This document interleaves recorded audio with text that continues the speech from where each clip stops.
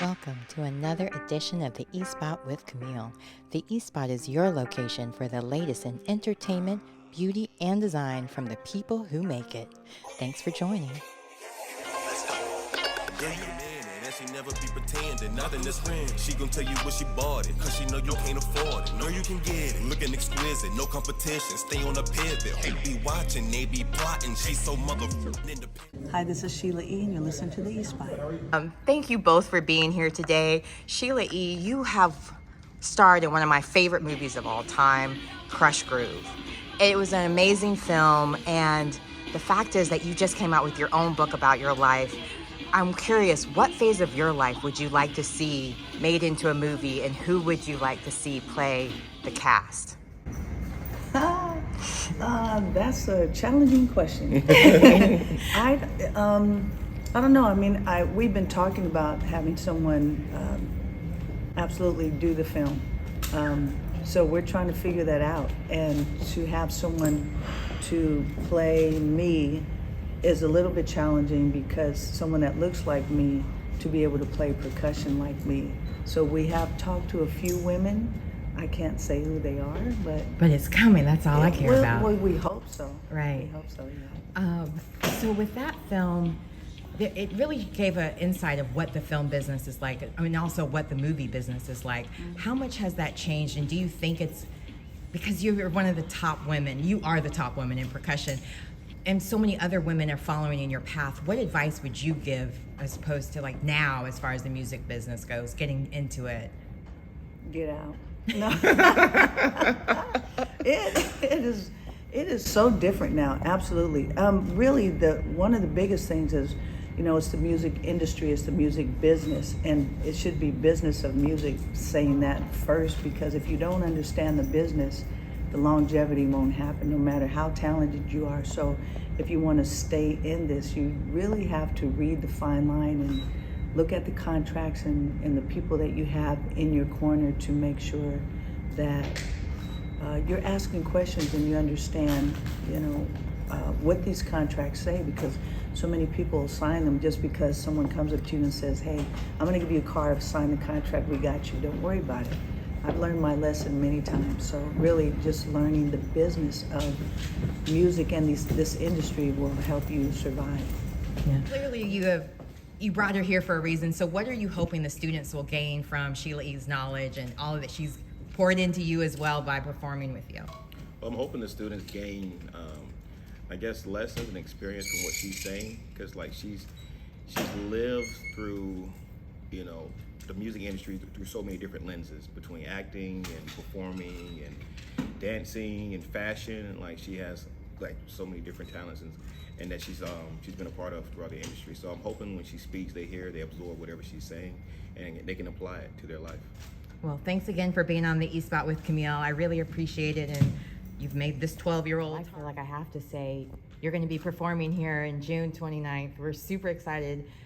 Is there any songs or anyone that you haven't collaborated with that you would like to collaborate with? Or even with, you do all these different, whether it's with Soul Train Awards or, not Soul Train Awards, different awards shows, you do these, the VT Awards, sorry, I'm showing my age, where you do all these different tributes to Prince and your time working with him. Is there someone that you haven't collaborated with that you would like to next? Yeah, there are many that are in the works that I'm not going to talk about. Okay, well, I did get your CD, so I will say that Talk Shop Live, I believe, you get autographed CDs, so we'll make sure we buy that instead of streaming as well. Yes.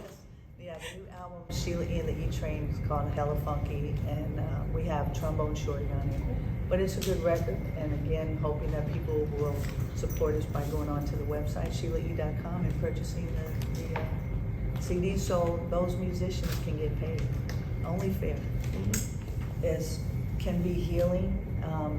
Music is an outlet for people sometimes to be able to express themselves and what they've been going through or who they are. And that interview, as Chloe and I were speaking, she got emotional, because this record that she just wrote and is coming out is something that she had gone through personally, which again, a lot of the times this is our platform to be able to explain to people some things that we've gone through music, through our lyrics, through melody, And people sometimes don't understand what that really means. And for her, why I asked her again, this must mean something to you, because I heard her voice tremble a little bit, and I thought something is going on. So she didn't completely want to share, but again, with the young artists, you know, as we were growing up, it's like sharing these moments of who you are in your music is okay, and sometimes therapeutic, you know. And so the young artists right now, and again, it doesn't always have to be.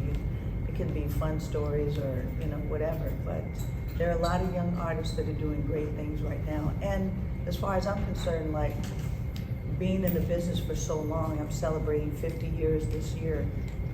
That we're waiting for the younger artists and musicians to be able to change what's happening now, because I don't agree with the way the industry has changed things for the worse for musicians, as far as what we are owed and do for us to be compensated for the work that we do is insanely wrong, which I'll discuss maybe in the thing, but streaming is the worst thing that could have ever happened to us. We just don't get paid. So for the young people, it's like, oh, I just had 1 million streams. Okay, you made $3,500. 100,000 streams, we make $352. 100,000 streams. So it's like saying to someone, and I'll say this later, but it's like you asked me for the keys to my car, and you took my car and never came back. This generation does not want to pay for music, and they think they should be privileged to go ahead and get it free. It's not fair to us, because we just spent all our money doing this record. And so the young generation is like, well, I'm just going to stream it. So then how do I continue to, and others, how do we continue to do videos, do our projects, spend all this money, pay everyone when we don't get paid back? So 100,000 streams, $352 that we split between maybe 6 of us, that doesn't even make sense. So we're waiting for the younger generation to stand up and say, this is not fair, because that's what we're doing. And we have to all come together and do this to change what's happening in the industry. Okay. Alex, you have a question? Yeah, the biggest challenge has nothing to do with music, so I don't know if that needs to be said and what would be okay to say, but I was raped at 5, so raped at 5 years young, and that changed my life. So music has been my healing as far as being able to get through, and part of my testimony is to be able to talk about others that have been abused mentally, physically, or spiritually, and helping them discuss what needs to be discussed so that they can live their fullest life that God has for them. Because if you don't share these things, it causes disease and sickness, and you're left in a place where you don't grow. And the biggest thing is not to be able to succeed and grow as times and things change. Thank you. Thank you for sharing that as well, because so many people have gone through that. I know that Marcus Anderson's brother even mentioned having gone through that. I'm going to have him on next month. And I'm curious for you, with it being like with the No and Me Too movement and different things, was there ever a time where you felt that this has to change, and what, like, because a lot of your music has had a socioeconomic, or it's had that where you speak out about the different things that affect women. Do you, like, what do you plan as far as like moving forward with this now that you've shared this? Or even in your book you shared it too, so. I did. Yeah, just continuing to talk about it, you know, and there are times when it's not even something that we would discuss, and all of a sudden God says, yeah, you have to talk about this right now. You know, I never know.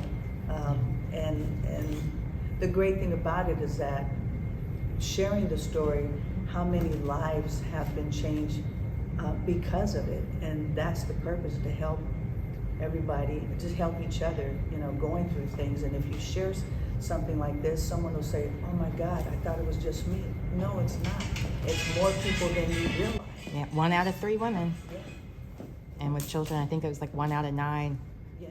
So The statistics are staggering. it's scary. They are. So thanks for speaking out about that. In a male-dominated industry, what advice do you have for young women on how to navigate? Just be true to yourself, you know. My parents growing up, they never said to me, because you're a girl, you can't play percussion. I mean, it just so happened that my dad is a percussion player. So whenever he played, you know, I just got on his drums and then, you know, went outside and played. It was no big deal, but you really just have to be yourself. And the biggest thing is having the sense to know that you're good enough to do what you're doing. And that confidence is very important to walking into a room, being confident about who you are as a person. So love yourself first, and making sure that, you know, you're confident. And bringing that confidence is also in a situation when you're being asked to come into the room to perform a song or sing a song, whatever it may be, that you learn the material if you can ahead of time. Because when you walk into the room, knowing that you know the material, that you're prepared, preparation is everything, because that does bring confidence, and you'll enjoy yourself. Well, what is the biggest takeaway that you're hoping that students will learn from here, from you? The biggest takeaway would be, I don't know, hopefully, like I said, planting a seed of something for them that they can take away and say, maybe I can apply this to my life. Or, wow, she's been through that, I'm definitely not gonna do that, you know? And it's hard to explain so many things that I've been through as an artist, as a woman, and a woman of color in the industry itself, still here in 45 minutes. It's just not enough time, but, you know, hopefully maybe I can come back and do more. I would love to come back and do this again with Marcus. Hi, I'm Felicia Casey Hicks, TV studio man. Oh, this is amazing. I'm so excited driving up to the campuses. I love like education and be able to see that so many students are here learning. Knowledge is power, and it's just amazing to be here, and hopefully I can impart something and bless at least one person today, and then my job is done. But this is very exciting, and I'm so happy that Marcus has invited me to be here, because we've talked about me doing some things with him, and I love what he's doing for the young people, because we have the same heart to be able to feed the young people the knowledge or the experience that we have been through, and hoping that some of the things that we've gone through, they might not have to go through.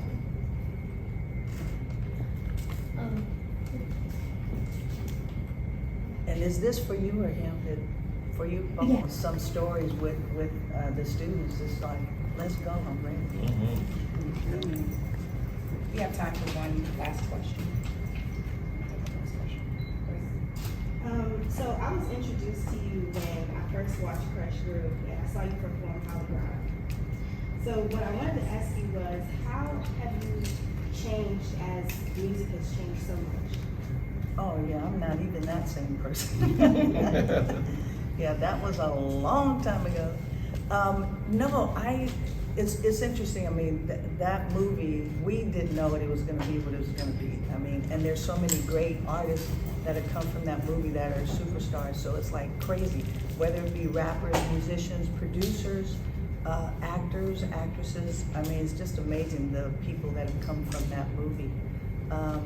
But yeah, definitely different. I mean, I'm glad, because I enjoy change. I love and I welcome change. And if I didn't change, I'd be stuck in that. It would be kind of not good. Because I don't put myself inside a box, and so I love to do different things and really push the envelope on.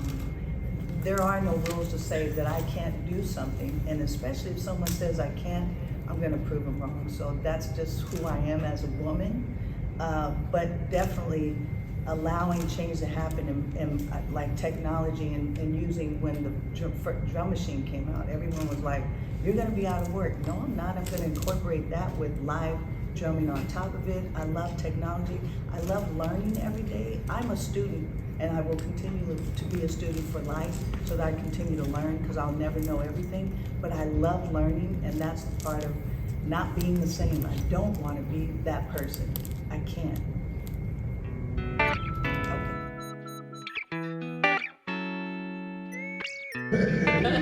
And you got me to the top of the Eiffel Tower, so thank you, appreciate that. But I'm gonna jump right on into it, and you know, this month is Women's History Month, And when we talked about bringing people in, you were at the top of my list of getting people in. But you have such an interesting story that I've always been curious, how did you get your start? And I've seen like interviews, but how did you get your start into like even just playing music? My dad, Pete Escovedo, I have to say, the legendary Pete Escovedo. My dad is an amazing, he's an amazing percussionist and still performing. But my dad practiced around the house every day too. He had his congas, bongos, and sometimes timbales. And I learned really by just watching my dad. I didn't realize it because I love music, and it's like we never officially watched TV all the time during those days. It was always about music in the house every day, constantly, all day. And then they would have jam sessions, and periodically my dad's bands, there were different bands, they would come and practice, rehearse in the living room. No, I try to take care of myself. I really do. I do the best that I can. Because traveling is really crazy these days, and so, a lot of water, try to eat well, vitamins, all of that stuff, everything you can think of, I'm doing. Yeah, that's kind of important, you say, to be able to do what we do traveling as entertainers. Like, you have to eat right. We're not talking about that steak we had last night, but we got to eat right, drink lots of water, that's kind of... I mean, the self-care is so important. If you're not taking care of yourself, you can't go and perform, and it's not going to last. You're not going to be able to do it. You have to literally take care of yourself, I mean, the regimen that I have, of the stuff that I have to do every day is now about recovery, because playing drums, like we have a new band called Sheila E in the E Train. Bertram, my keyboard player, hi Bertram, he's in the band. And he's from here, and I'll tell you that story in a second because it was pretty incredible. But yeah, it's hard to be able to play drums, and we were doing like 6 shows in 3 days, and then 1 day off, and then that was a travel day, so it's not a real day. Music you're playing, I love your outfit on the Sign of the Times concert, video, and you just always pushed the mark when it came to like wearing things and being comfortable and just rocking it out. I don't know how you did it in heels, but you would move, you were running on stage, jumping on drums, come back and sing, and you didn't miss a beat. You weren't, out of breath, I don't know how, but if it were me and I was running in heels, I probably wouldn't have been as graceful as you were. But like, where did you get your sense of fashion from, and how important is fashion when it comes to like what we do and our brand and identity? I probably got it from my dad. My dad, actually both my parents.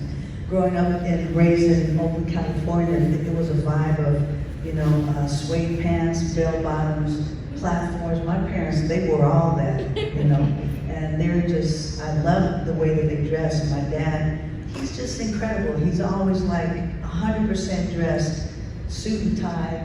He irons his pajamas before he goes to bed. Like, he's like that. He combs his hair like he's going out. Right, Bertram? I mean, he's like clean. His closet looks like Nordstrom brand. It's color coordinated. And so then I learned all that from my dad. Yeah. Nice. And I think it is important to, present yourself in a way that how you want to be presented. Yeah, back in the day I was wearing heels, and I say back in the day, I mean last week too, but but now it's taxing because I've been doing it for so long. I was playing drums in my heels, and it's like all I worried about was how I looked, and didn't realize that it was really messing with my back, so it shortened my calf muscle, and my back went out, and I literally had 4 doctors. 2 that said I needed to have back surgery. This was 1990. And I was like, I'm not gonna have back surgery because my legs just gave out on me. And so I ended up working with these other 2 chiropractors. And I went every single day, but they had to teach me how to walk an entire block. It took 4 months for me to learn how to walk again. That being said, it's like I don't play drums and heels anymore. And I wear tennis shoes more often than I should, because it's just as bad if you don't have, like, you need a foot insole and all this other stuff. So again, it's just the balance is so important. The balance is important. So. I know, feel like we have more opportunities, or is it as equal as it was back then, or do you feel like it was a little bit easier now? Nothing's easy. It's still a challenge. And I think we've changed a little bit. We still have so far to go, but continuing to push forward is important. Breaking in the industry for me was playing with my dad. I met a lot of people, so it was, then word of mouth with, oh, there's this girl, percussion player, it's Pete's daughter. So today I am here with Jovan Wilson, who is the director of the Sound Machine here at North Carolina Central University. So tell me, how excited are you that you get to have your wonderful Sound Machine perform for the one and only queen of percussions, Sheila E? Definitely an exciting experience. We're always very, very excited to go ahead and perform with top-class, world-class artists like Sheila E. So very excited. All the students are excited as well. Yes, so a little birdie told me that you guys are performing Glamorous Life. So, how excited are you to be able to perform that in front of Sheila E? Do you feel any pressure? Do you know you're going to kill it because this is the Sound Machine and Eagle Pride amplified all day long? Eagle Pride amplified all day long. We're never scared. It's okay. That's what I'm talking about. So, again, how long did it take you guys to prepare for the Sheila E? Or did you guys already have Glamorous Life as one of the songs you normally prepare? It didn't take us long, about 2 weeks. That's all. Wow. It's about 2 weeks. When you're good, you don't have to get ready. You stay ready. Stay ready, of course, most definitely. So what advice would you give for any of these band members who might be a little nervous because they're getting ready to perform in front of their idol? Stay focused. We've been here before. I love it. Well, again, my name is Camille Kauer. I'm with the E-Spot with Camille, and thank you so much for being on my show today. Hi there. I'm so excited to have you here today on the E-Spot with Camille. Tell me a little bit about how you got started in percussions. I was in high school and I was always around the marching band. And my best friend, he was a part of the drum line, and I was just around them all the time. And I guess people were like, you might as well just join drum line and besides doing it. So today you get to meet and perform in front of Sheila E, like world renowned for being the queen of drums and percussion. What does this moment mean for you? Growing up, I watched a lot of like Soul Train reruns and stuff, and like I saw her there a lot, Soul Train Awards, and I was like, wow, like I didn't know she was coming here, but when I found out, like that's pretty cool, like I didn't know. Cool that she's coming to your school too, so you don't have to travel or anything. Right, to meet her. So wow, we get to perform. Yeah. So what are you performing today for Sheila E? We're playing our fight song, and then we're playing what's the song like her? Love Bizarre? No, not Love Bizarre, but Glamorous Life? That song, yeah. I can't wait. Well, congratulations. Excited. When do you graduate? Next year, 2024. And you have any idea what you want to do next? I'm majoring in nutrition and dietetics, so I want to work in a clinic or a hospital. Fantastic. Well, best of luck to you and Thank Eagle you so much. Pride. Pride.